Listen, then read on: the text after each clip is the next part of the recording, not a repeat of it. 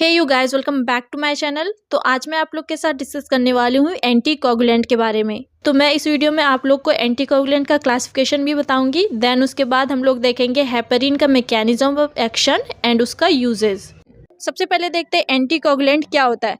तो यह वह एजेंट या फिर ड्रग होता है जिसका यूज़ करते हैं हम लोग क्लॉटिंग को प्रिवेंट करने के लिए। यदि कोई ऐसा कंडीशन हो रहा है जिसकी वजह से ब्लड क्लॉटिंग हो रही है तो उस टाइम इस दवाई को दी जाती है। अब देखते हैं हम लोग एंटीकोगुलेंट के क्लासिफिकेशन। तो इसका दो क्लासिफिकेशन है, in vivo and in vitro. And in vivo के अंदर भी दो आता है, ऑरल एंड पैरेंटल। तो ऑरल के एग्जांपल है विटामिन के एंटागोनिस्ट, जिसके अंदर आता है warfarin sodium, methadione and clopidogrel. And parenteral में आता है हेपारिन, लेपिरुडिन, डेनोपेरोइड, सोडियम।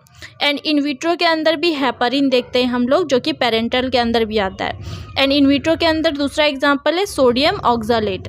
अब हम लोग हेपारिन का mechanism of action and uses देखेंगे। तो हेपारिन हम लोगों ने इन विवो भी पढ़ा एंड इन विट्रो भी पढ़ा, यानी कि ये बॉडी के अंदर भी सिंथेसाइज होता है एंड हम लोग इसे लैब में भी सिंथेसाइज करा सकते हैं।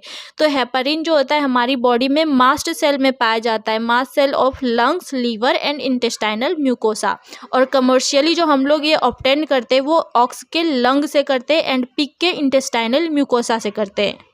अब हम लोग देखते हैं इसका मैकेनिज्म ऑफ एक्शन। तो हेपारिन का काम क्या है? एंटीकोगुलेशन करना, यानी कि क्लॉटिंग होने से प्रिवेंट करना। तो हेपारिन एक्टिवेट करता है प्लाज्मा एंटीथ्रोम्बिन 3 को।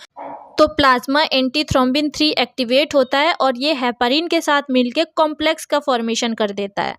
और ये जो कॉम्प्लेक्स बना ये बाइंड हो जाता है क्लॉटिंग फैक्टर से। और हमारी बॉडी में क्लॉटिंग फैक्टर होता है 2A, 10A, 9A, 12A and 13A।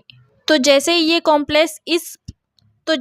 Complex इस क्लॉटिंग फैक्टर के साइड बाइंड होता है तो इसे डीएक्टिवेट कर देता है। डीएक्टिवेट होने की वजह से ये क्लॉटिंग का फॉर्मेशन नहीं कर पाता है।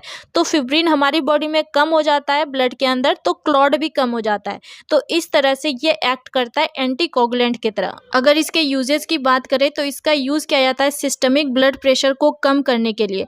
And blood vessel and heart के अंदर कोई कंडीशन ऐसा हो रहा है जिसमें कि क्लॉट बन रहा है तो उसको ट्रीट करने के लिए यूज किया जाता है। एंड इसका यूज तब करेंगे जब कोई प्रोसीजर कर रहे हैं, जैसे कि कार्डियक सर्जरी कर रहे हैं, डायलिसिस कर रहे हैं, तो उसके अंदर इसका यूज करते हैं ताकि क्लॉटिंग को कम किया जा सके।